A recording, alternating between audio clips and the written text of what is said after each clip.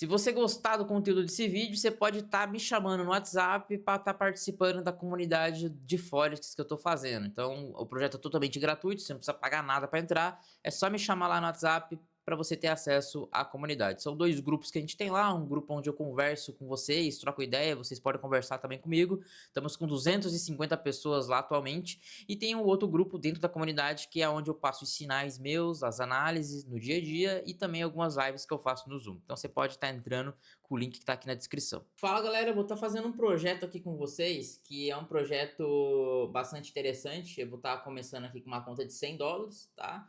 E mostrar para vocês que vocês conseguem também estar operando um capital um pouco menor no Forex. Mas primeiro de tudo, pessoal, vocês precisam entender o seguinte. A gente precisa entender que o mercado de Forex, ele também consegue ser alavancado igual em opções binárias. Ou seja, se depositar $100, você pode jogar $100 para $1.000, $2.000, né? Quando você tem uma alavancagem alta, você consegue trabalhar com lotes maiores, com pouco capital na conta, beleza? Esse é o principal ponto. Só que a ideia do projeto aqui não vai ser um projeto que vou estar arriscando aqui $1, $2, tá? Vou estar arriscando aí, sei lá, $15 por operação, $10, tá? Para não ter um risco de tomar 2, $3 que vai perder na conta, né? Então, assim, é um projeto mais alavancadinho que eu vou estar fazendo aqui com vocês, tá? Mas com risco maior também, porque eu vou estar arriscando uma porcentagem alta do capital. Mas é só para mostrar para vocês um pouquinho na prática, né? De como que eu opero um capital menor. Eu acredito que quem vai operar $100 ali, né? Possa estar arriscando um valorzinho ali maior, de $5, $10 por operação, né? A não ser que você vai colocar $100 e seja o último dinheiro que você tem e não pode perder por jeito nenhum. Aí você faz um gerenciamento mais conservador no caso, beleza? Eu estou aqui no mercado e hoje é final de semana, então o mercado está fechado, como o ouro está fechado, o ativo de moeda está fechado, o único que está aberto aqui é o BTC, beleza? Apenas o ouro, apenas o BTC está aberto e o ouro está fechado, né? Ele vai abrir hoje, né? Às 19 horas da noite ele está abrindo aqui. Então vamos lá, a gente tem alguns pontos aqui que eu quero mostrar para vocês sobre esse projeto. Então o projeto vai começar com $100, vou estar arriscando ali 10, $15 por operação. E vou estar fazendo aqui uma análise, eu já deixei ela toda desenhada, que vai ser análise para abertura do mercado, tá? Então o mercado ele vai abrir, né, mais tarde aqui no ouro e vou deixar uma ordem meio que programada nele aqui, né, as regiões. Então o que eu fiz aqui? Eu venho aqui no gráfico de semanal, né, e puxei algumas regiões aqui no preço. Então o que eu puxei aqui no semanal? Presta atenção. Eu peguei aqui essa região aqui, tá? Que é esse topo, que é essa máxima e essa mínima. Aqui, galera, no meio, deixa eu mudar de cor aqui, essa linha amarela é uma linha de 50% da Fibonacci, tá? Então, o preço no semanal, ele rompeu na última semana essa região. Então, aqui eu já configuro um viés extremamente forte para continuar a venda, para não ficar buscando compra nele. Então, eu vou puxar aqui agora no time frame do diário, tá? E no diário a gente pode ver também que a gente tem uma linha de tendência nessa região, tanto deste ponto aqui, né? Que rompeu, que é essa linha de cima. E temos uma outra linha de tendência que, se fosse puxar mais de trás, ó, ainda não teria acontecido o rompimento dela, tá? Porque seria esse fundo aqui daí, esse fundo, e seria exatamente aqui onde ela respeitou. Aqui daria para usar também como se fosse um leque de Fibonacci, tá? Mas enfim, linha de tendência não entro para dar o clique na entrada, é mais para ter uma base ali, né, do movimento, não é para dar o clique em si na operação. Mas beleza, então a gente conseguiu identificar que eu tenho, né, todas essas regiões, a gente está numa região aqui de suporte, mas eu ainda acredito que a região de suporte mais forte nele vai ser essa região aqui, tá?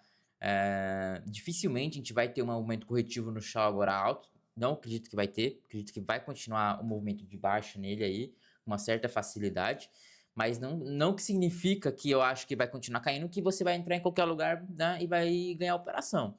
Porque o Shell é um ativo extremamente volátil, tá? Então qualquer tipo de movimento nele pode sim te dar um stop grande, né? Porque daqui de baixo, por exemplo, até aqui em cima são 2.700 pontos. Então se ela subir mais um pouco aqui seria 4.800. Então já fica bem pesada a operação. Então aqui no caso, no time frame menor, o que eu vou buscar aqui? A gente está aqui no 15 minutos, então eu já vi todas as regiões. Aqui é um possível alvo mais técnico no preço, né? Da 3.200 até 3.153. Aqui é a segunda linha de tendência que o preço tinha buscado. E aqui a gente pode buscar o seguinte cenário na abertura do mercado aqui. Então eu posso vir aqui, né?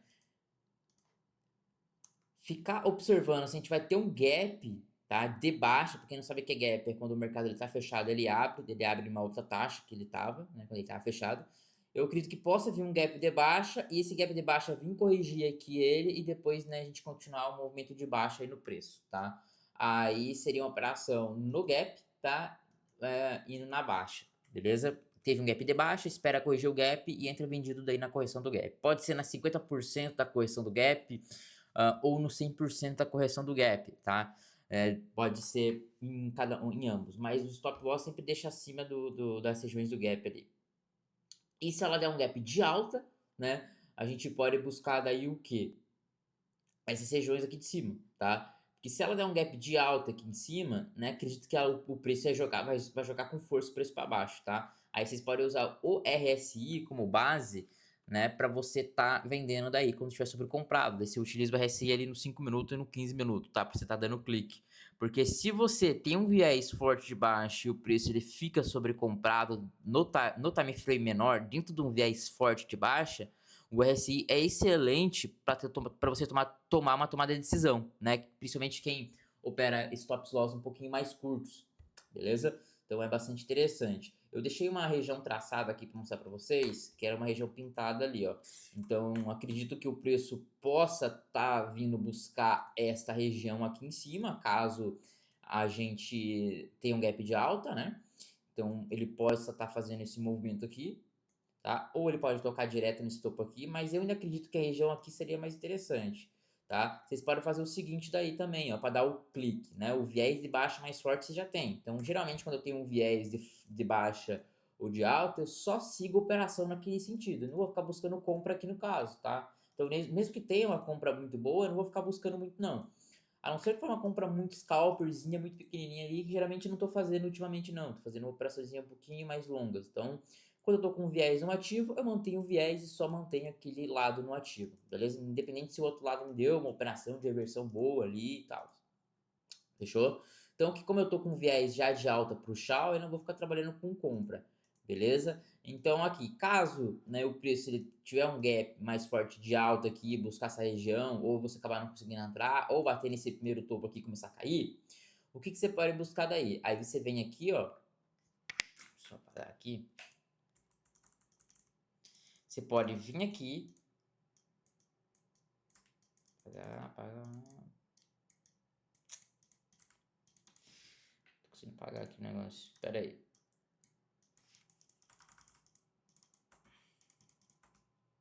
Aí.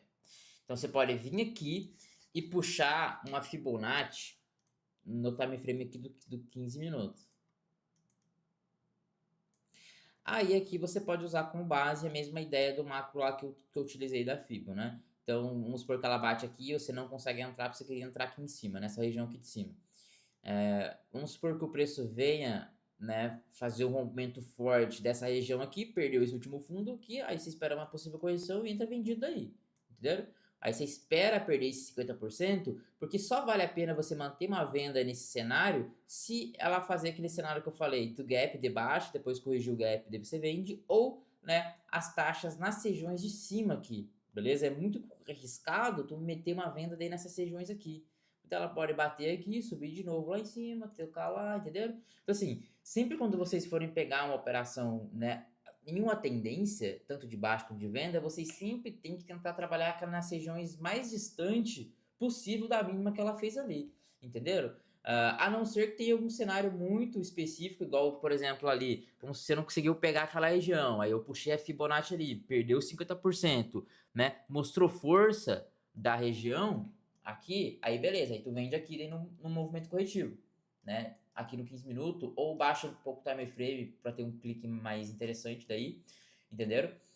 Então, é importante, né? Até vou desenhar aqui para vocês, vou mostrar para vocês. Vamos supor que o preço está numa tendência forte de alta, pá, pá, pá, pá.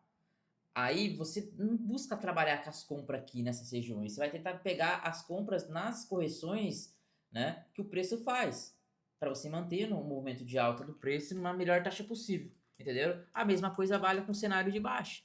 O preço está caindo, pá, pá, pá, daí ele parou num suporte forte, aí roscou, subiu aqui em cima, você quer vender dentro dessas regiões aqui, porque se você vender aqui, aí fica arriscado, né? Até no 50% aqui é arriscado. Eu só venderia no 50% se ela rompesse aquela região ali com um certo volume no preço de movimentação do ativo, com vários pontos, aí eu venderia. Se não, eu ficaria de fora daí, beleza? Cara, o BTC, vamos dar uma análise aqui no BTC. O que eu tô olhando aqui no BTC? O BTC, eu basicamente estou com viés 100% comprador. Para quem não sabe, eu opero apenas 3 ativos aqui no Forex, que é o Bitcoin, que é uma criptomoeda, o ouro, que é uma commodity, e o STJPY, que é uma moeda, tá? São os 3 ativos que eu opero. O BTC, eu tô com viés 100% comprador nele. Isso aqui é fato compra, né? Eu não consigo ver um cenário de venda aqui para ele mais no macro.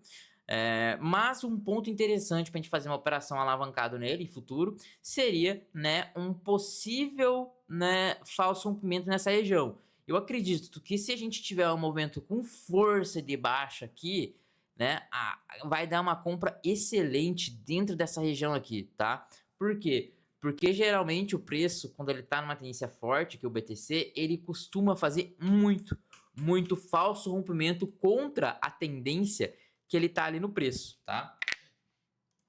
Deixa eu só apagar aqui essas linhas.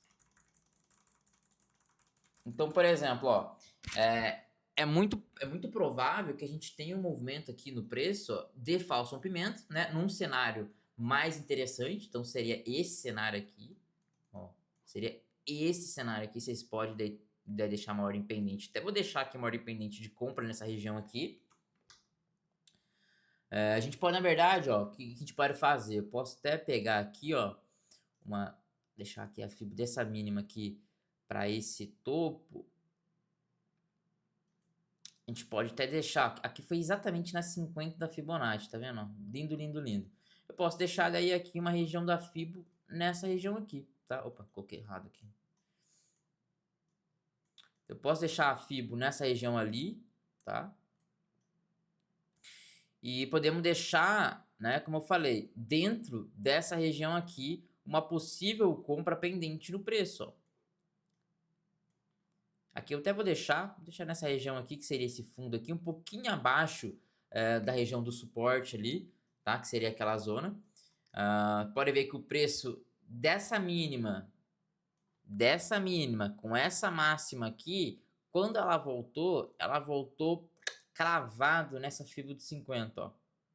Então eu acredito que ela possa estar fazendo um movimento desse formato aqui, tá? Caso a gente tenha um movimento de baixa. E se ela continuar subindo sem fazer a correção, o que a gente pode buscar é o seguinte, é esperar uma confirmação dessa estrutura aqui de consolidação que o preço pegou. Ela meio que rompeu essa linha de tendência aqui,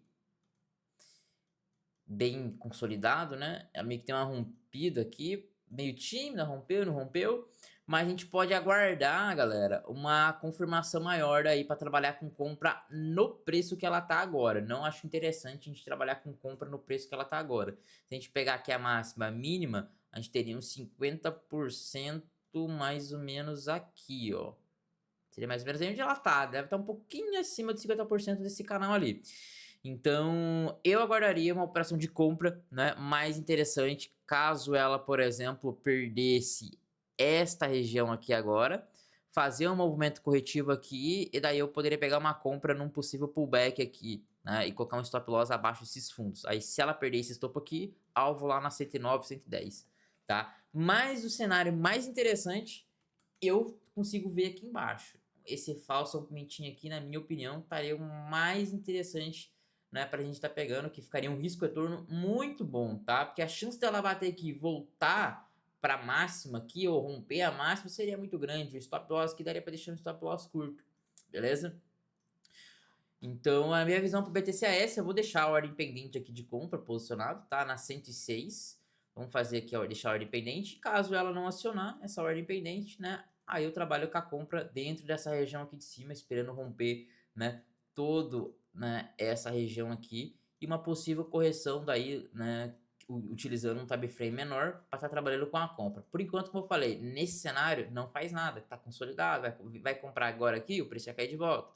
E se ela romper, né, daqui às próximas horas, né, aí sim você trabalha com uma possível compra dentro dessa região aqui. Ela pode fazer um pullback assim, ela pode fazer um pullback assim, ou ela pode fazer um pullback assim, entenderam? Mas o stop loss vai ficar posicionado aqui embaixo, então vai ficar salvo aqui a operação. Mas inicialmente vamos deixar a ordem posicionada aqui na 106.136.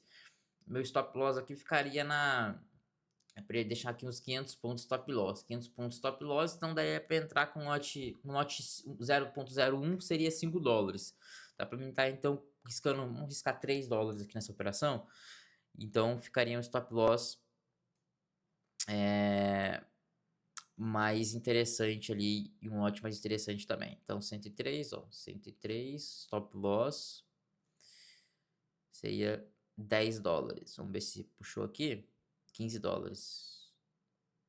Ó, 15 dólares daria os 500 pontos. Então vou riscar 15 dólares, né? Deu 500 pontos certinho aqui. 500 pontos para ganhar daí um possível take profit. A gente colocaria daí um possível take profit. Tem duas regiões. Dá para deixar um risco de 2 vezes, que seria mais ou menos aqui, né?